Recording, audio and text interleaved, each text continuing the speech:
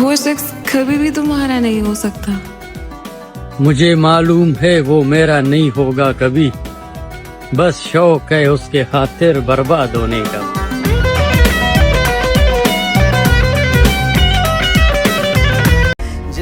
आखिर तुम बोलती क्यों नहीं कुछ? हर कोई परेशान है मेरे कम बोलने से, और मैं तंग हूँ मेरे अंदर के शोर से। क्या है ये माजरा, साथी हो जा। मैं जा रही हूँ अब। ख्वाब आंखों से गई, नींद रातों से गई, वो गई तो ऐसा लगा कि जिंदगी हाथों से गई। मैं आह भरूं तो हाय करे। और वैसे भी तुम्हें क्या पता मोहब्बत क्या होती है।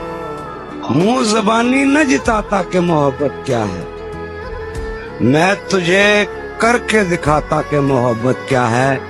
कैसे सीने से लगाऊं कि किसी और के हो, कैसे सीने से लगाऊं कि किसी और के हो, मेरे होते तो बताता कि मोहब्बत क्या।